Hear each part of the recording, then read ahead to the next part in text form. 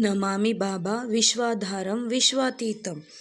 व्यक्तिगत संपर्क से साधना संबंधी प्रचार कार्य चल ही रहा था कि इसी बीच 1954 के नवंबर माह के प्रत्येक रविवार को पूज्य बाबा अपने शिष्यों के बीच साधना की उपयोगिता एवं प्रयोग के संबंध में डेमोन्स्ट्रेशन देने लगे, जैसे कुंडलिनी का जागृत होना, उसका ऊपर उठना, चक्रों की स्थिति, सविकल्प समाधि, निर्विकल्प समाधि इत्यादि।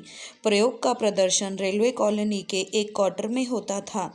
प्रथम रविवार 7 नवंबर 1954 को ही पूज्य बाबा ने अपने सभी शिष्यों का सर्वप्रथम एक दूसरे से परिचय कराया।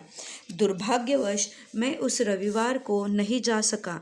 दूसरे रविवार को भी ऐसा प्रयोग और प्रदर्शन पूज्य बाबा देंगे, इसकी सूचना मुझे एक अन्य गुरु भाई से मिल चुकी थी। अतः दूसरे रविवार 14 नवंबर 1954 को पूज्य बाबा की शरण में जाने का मैंने भी निश्चय किया। 14 नवंबर 1954 को मैं बेगूसराय से चला तो समय पर ही, परंतु स्टीमर के समय पर न चलने के कारण मैं मुंगेर घाट पर लेट पहुंचा। शाम हो चली थी, इसीलिए मैंने सोचा कि बस या रिक्शे से तो मैं समय पर नहीं पहुंच सकूंगा और डरने लगा कि कहीं आज भी मैं पूज्य बाबा के इस प्रदर्शन से वंचित न हो जाऊं।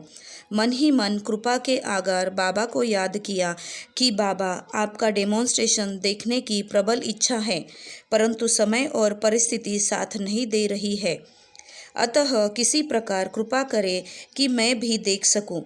पूज्य बाबा ने मेरी पुकार सुन ली और देखता हूँ कि सामने एक टैक्सी आकर खड़ी हो गई। मैंने टैक्सी ड्राइवर से पूछा, आप जमालपुर चलोगे? वह तुरंत तैयार हो गया। मैं उसमें बैठ गया और ड्राइवर से कहा, गाड़ी को तेज़ गति से चलाइए, मुझे जमालपुर जल्द पहुंचना है। रास्ते में मैंने ड्राइवर से कई बार आग्रह किया कि गाड़ी को और तेज़ी से चलाए। ड्राइवर ने गाड़ी की गति और तेज़ की। मैं गाड़ी में बैठा हर क्षण सहज कृपालु बाबा से प्रार्थना कर रहा था कि बाबा मुझे आ जाने दे, तब आप अपना निवास छोड़े, क्योंकि जिस क्वार्टर में प्रदर्शन होना था उसका पता मुझे मालूम न था। जमालपुर में रेलवे क्वार्टर हजारों की संख्या में है और मैं किस क्वार्टर में आपको खोजूंगा।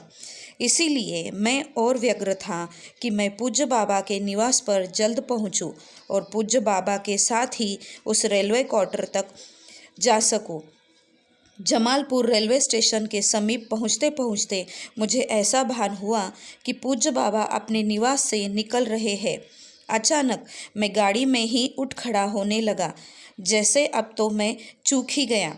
यह देख ड्राइवर भौचक्का हो गया। मेरे मन में हो रहा था कि मैं दौड़कर बाबा को पकड़ लूं।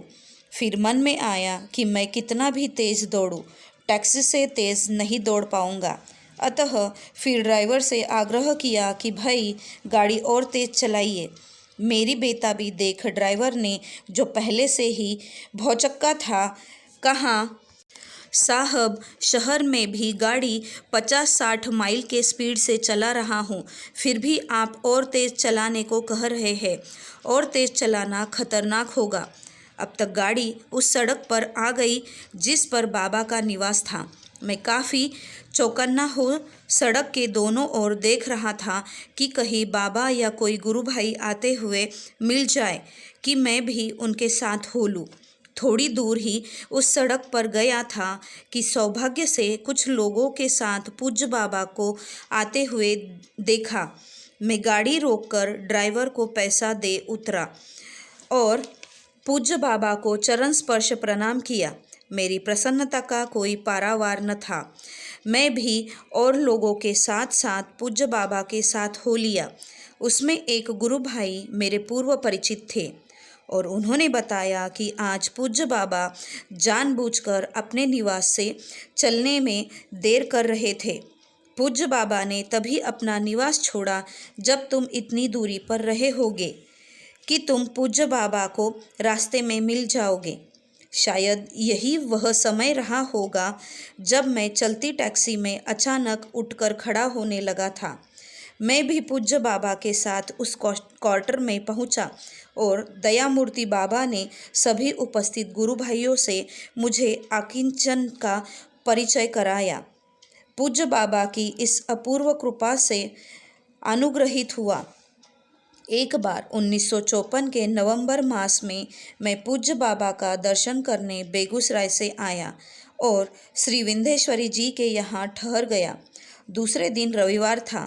दोपहर के बाद मेरे माध्यम श्री श्रद्धेय चंद्रनाथ जी के साथ 2 वरिष्ठ गुरु भाई मुझे खोजते हुए श्री विंध्येश्वरी जी के यहाँ पहुँचे। पहुँचने पर नमस्कार प्रति नमस्कार के बाद मैंने उन लोगों को बैठाया और कुशल क्षेम पूछा।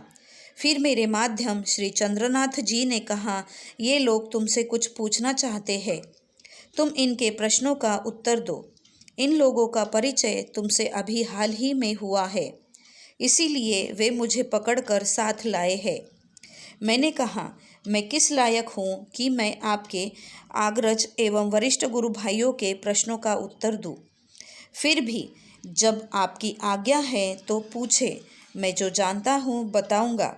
उन्होंने पूछा कि आप कैसे प्रचार करते हैं कि इतने आदमी दीक्षा लेने को तैयार हो जाते हैं। आप सप्ताह में एक बार आते हैं और बाबा को लिस्ट देकर सप्ताह के हर एक दिन का दोनों समय सुबह और शाम दीक्षा के लिए पूर्व निश्चित करा जाते हैं। हम लोगों के कहने पर एक तो कोई तैयार ही नहीं होता और अगर मुश्किल से कोई तैयार भी होता है तो बाबा कहते हैं कि समय ही नहीं है। पूरे सप्ताह के लिए नगीना ने समय को बुक करा लिया है। कई सप्ताह से ऐसा हो रहा है और फलस्वरूप हम लोग जिस एकाध व्यक्ति को तैयार करते हैं, दीक्षा में देर होने के कारण वह भी भाग खड़ा होता है। उनके इतने सारे प्रश्नों का मैं क्या उत्तर देता। मैंने कहा, इसका उत्तर तो मेरे माध्यम ही दे सकते थे। जिस प्रकार उन्होंने मुझे बाबा की शरण में लाया, उसी प्रकार मैं भी कुछ लोगों को पूज्य बाबा के बताए हुए आदर्शों को लोगों के सामने रखता हूँ। हाँ, आदर्शों को बताते समय बाबा को अवश्य याद रखता हूँ। जिन लोगों को यह आदर्श अच्छा लगता है वे दीक्षा के लिए आग्रह करते हैं और मैं उनका नाम पूज्य बाबा के सामने रखता हूँ। परम पूज्य बाबा का प्रचार मैं कभी नहीं करता, क्योंकि उनकी आज्ञा का उल्लंघन होगा। वैसे जहाँ तक मेरी समझ में आता है, यह प्रचार स्वयं बाबा ही करते हैं। हाँ, माध्यम उन्होंने मुझे अवश्य बना दिया है। फिर उन लोगों ने श्री चंद्रनाथ जी से पूछा, बताइए कैसे प्रचार करूं कि लोग इस ओर आकर्षित हो। श्री चंद्रनाथ जी ने मेरी ओर संकेत कर कहा कि सही माने में मेरा प्रचार तो एक ही है। अब इनके प्रचार से ही मेरे प्रचार का भी काम चल रहा है। मेरे माध्यम श्री चंद्रनाथ जी तथा मेरे वरिष्ठ गुरु भाइयों की यह महानता ही थी कि वे मुझसे प्रचार के विषय में पूछने आए, जबकि मैं खुद उन लोगों से कुछ सीखने को लालायित रहता था। मैं सदा से पिछली पंक्ति के आखिरी सीट पर दुबक कर बैठने का आदी था और मेरे माध्यम महोदय बार बार प्रयास करते कि वे येन केन प्रकारेण मुझको घसीट कर प्रथम पंक्ति में ले ही आवे। क्या यह संभव था?